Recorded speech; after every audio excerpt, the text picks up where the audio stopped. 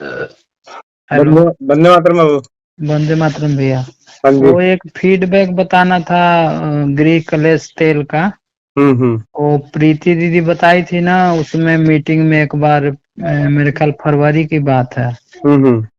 या तो उसमें जनवरी की ही शायद। तो उसमें क्या हुआ था कि दीदी बोली कि मेरे मतलब घर में पति पत्नी में दिक्कत रहता था, अब जलाए हैं तो अब शांति हो गया है।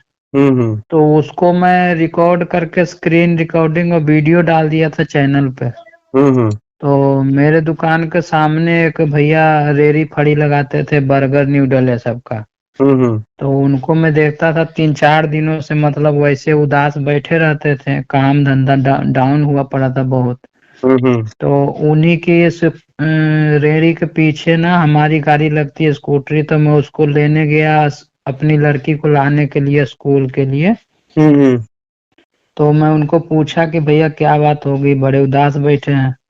तो कहने लगे कि भैया काम धाम चल नहीं रहा है और बच्चों का भी तबीयत उबियत डाउन रहता है, घर का किराया है, यहाँ का किराया है, पैसे कहाँ से पे होगा समझ में नहीं आता।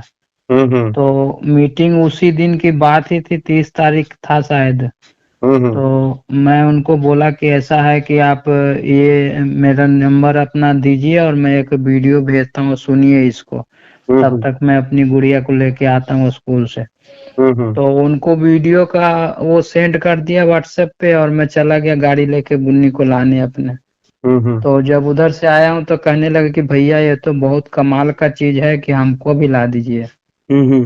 तो 30 को वो बोले तो 31 तारीख को शायद मैं उनको ले आके दिया था। और उसके बाद दूसरे दिन से वो आना ही बंद कर दिए रेहड़ी पे।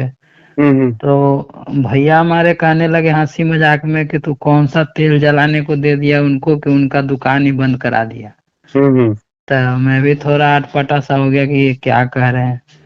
तो दो हम्म। तीन दिन मैं भी सोचते रहा कि चलो आज नहीं आए हैं तो कल आएंगे, कल नहीं तो परसों आएंगे, तो आने ही नहीं लगे, 2-3 दिन आए ही नहीं लगातार।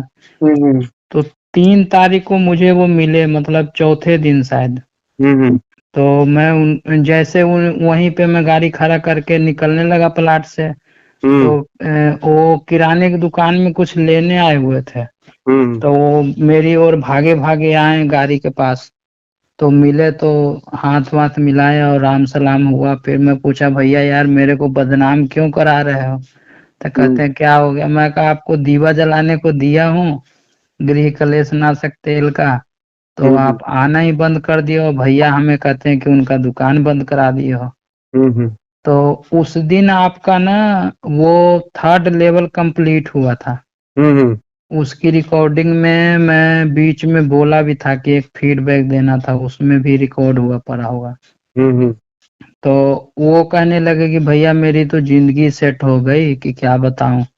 मैं कहा क्या हुआ था। कहने लगे कि आप जो दिए थे मैं उसी के रात से शाम से जलाने लगा था।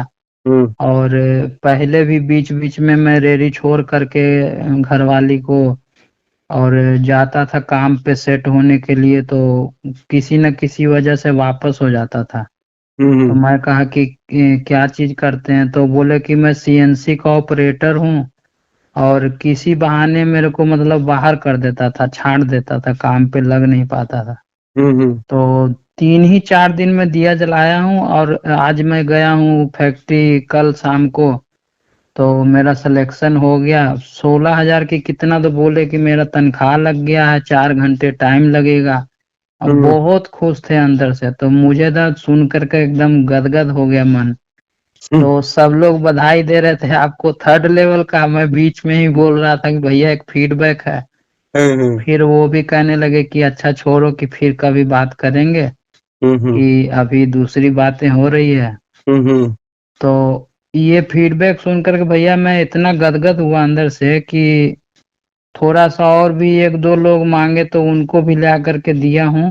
और उनका फीडबैक अभी आया नहीं है, लूंगा उनसे भी। तो बड़ा ही मन खुश हुआ कि चलो 200-300 रुपये का उनको सामान लगा करके और वो इतना मतलब बेनिफिट हुआ। और उसके बाद अभी मेरे ख्याल 4 या 5 दिन हुआ होगा फिर से मिले थे वो। संडे वाले दिन, तो कहने लगे कि भैया मेरा वहां से जहाँ जॉब लगा था वहां से वो हो गया हूँ, ट्रांसफर हो गया हूँ गिल रोड पे, और वहाँ 16,000 था, अब 20,000 लग गया है सैलरी। बहुत मतलब बढ़िया। तरक्की तरक्की बढ़ते ही जा रहा है कहने का मतलब। हम्म। तो मैं उनसे पूछा कि जल रहा है दिया कि खत्म हो गया, तो बोले कि नहीं अभी तो चल रहा है। हम्म। तो ये सब सुन करके मन बड़ा खुश हुआ।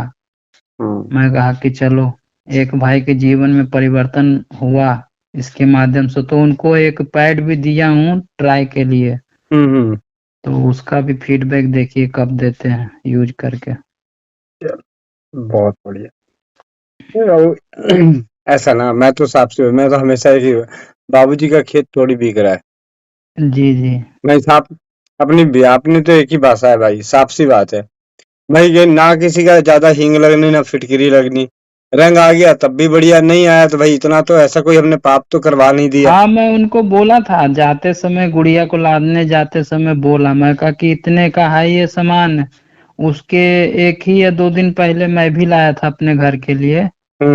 तो मैं तो कहूँगा तो एक हंसने वाली बात हो जाएगी, मुझे इतना गुस्सा आता था ना, अपने घर की फीडबैक बता रहा हूँ, इतना गुस्सा आता था कि अपने लड़के को लड़की को, लड़का 4 साल का हो गया और लड़की 6 साल 5.5 साल की है, तो मतलब गुस्सा जब आउट ऑफ कंट्रोल होते थे तो पटक देते, बेड पे उठा करके पटक के पीट देते थे, गद्दे पे मतलब उठा के फेंक देते थे, ऐसा करते थे, मतलब इतना आउट ऑफ कंट्रोल हो जाते थे। और हमारे घर का तो सवा वो 40 दिन का संपूर्ण हो गया है दीवागरी क्लेशनाश का, तो मेरा दिमाग में इतना ज्यादा फर्क पड़ा भैया कि अभी कोई मुझे गुस्सा दिलाए तो भी हंसता हूँ, मैं कहता हूँ इसका दिमाग खराब है। अब मेरे को अंदर से बिल्कुल गुस्सा आता ही नहीं, पता नहीं क्या हुआ नहीं हुआ भगवान जाने। तो इतना चेंजेस मैं जीवन में पहली बारी महसूस किया हूँ कि ऐसा भी होता होगा। इतना गुस्सा आता था भैया, अपने जीवन की बता रहा हूँ, बच्चों तक को पीट देता था। अब वही मेरे बच्चे हैं, वही मैं पापा हूँ, लेकिन आज के डेट में अभी परसों दोपहर में मैं वहाँ सुमन ढाका दीदी वाले में भी फीडबैक दिया था कि मेरे बच्चे को ऐसे ऐसे मैं करता था।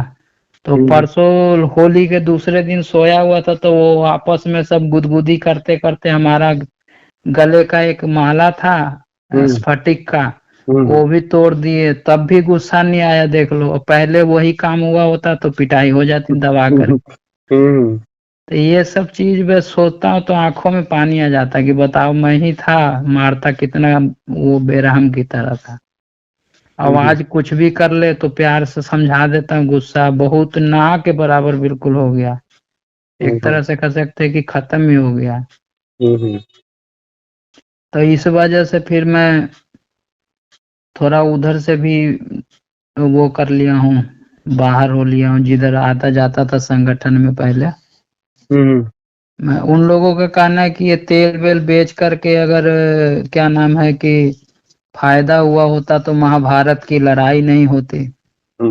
तो मेरा ये कहना है कि महाभारत के टाइम में तेल नहीं था कि आप नहीं थे, तो हमको पता नहीं है। और रही बात जिनके घर में फर्क पड़ा है, तो मैं नंबर दे देता हूँ, बात कर लो।